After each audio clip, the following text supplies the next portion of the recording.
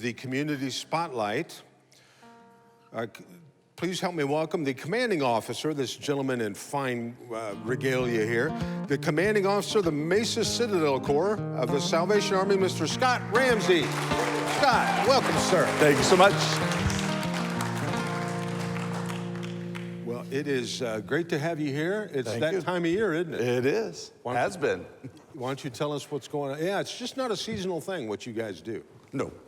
No, year-round services here in Mesa, but at Christmas we are well known for our bell ringing. 129th year of bell ringing. Started on the San Francisco docks. Captain there wanted to provide a Christmas meal and didn't have the money to do that. Put a pot, keep the pot boiling, and that provided the funds, and that started this tradition that is now 129 years here at the Salvation Army. Mesa. We will use the funds to keep our programs going through the year, but also, starting on Thanksgiving Day, we serve 1,700 meals on Thanksgiving Day, and it will carry us all the way through. We will help more than 1,000 local families with Christmas toys, food for the holidays. That is awesome. And that's what this is the well-known bucket. Yes, right here. The famous bucket and the silver bell, and actually yours is white, but that's all right. That's awesome. And, you know, it's probably time we let him out. Come on out. Mike Picard is in here. Been in there for too long. Mike, hang in there.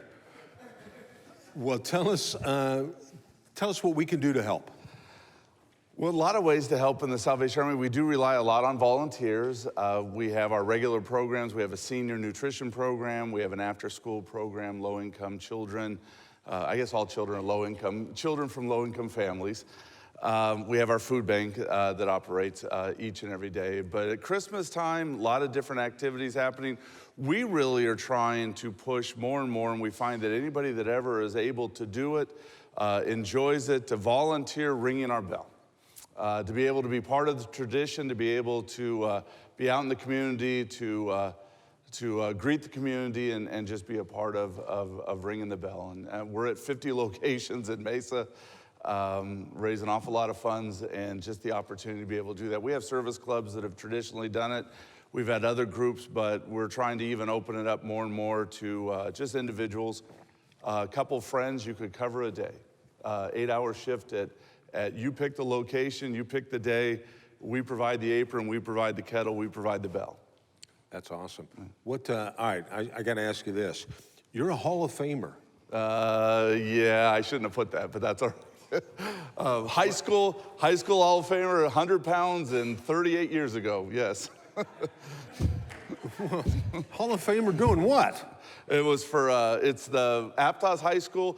Actually, though, claim to fame, Trent Dilfer is also a Hall of Famer at that same high school. Aptos High School, I was a quarterback on the football team, pitcher for the baseball team. And where was that? Aptos, California. It is in Santa Cruz County, about 90 miles south of San Francisco. Oh, that's awesome. Well, good. Hey, we don't get a lot of Hall of Famers up here. You gotta. Probably don't have one now either, but that's all right. Well, that's awesome. Can you share the history of the bell ringing? Is that, you mentioned on the San Francisco dock, is that kind of how it all started? That is, it's more a Western phenomenon. I don't know that it's done. Salvation Army is in 139 countries. I don't know that if you go to Africa, you're going to find the bell. Canada, Australia, America, that would. It just became part of Christmas.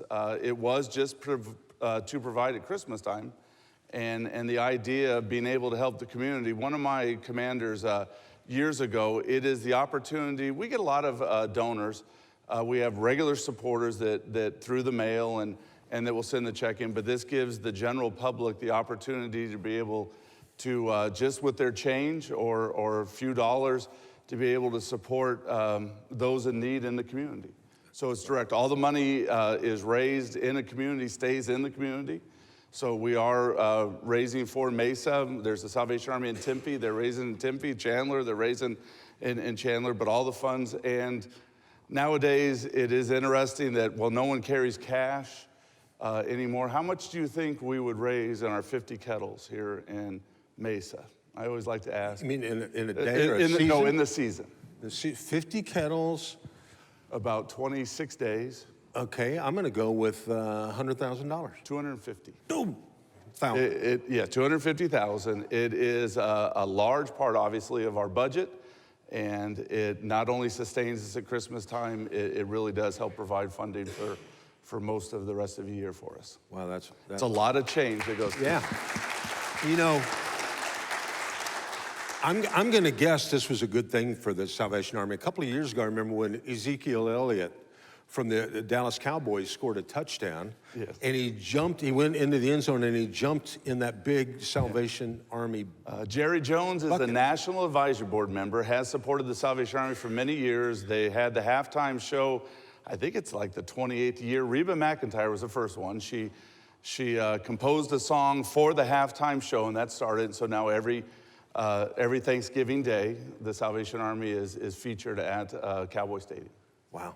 Well, which is AT&T Stadium now, I guess. You know what you might want to think about? You ought to put one of those giant buckets by the Cardinals end zone, and if they ever score a touchdown.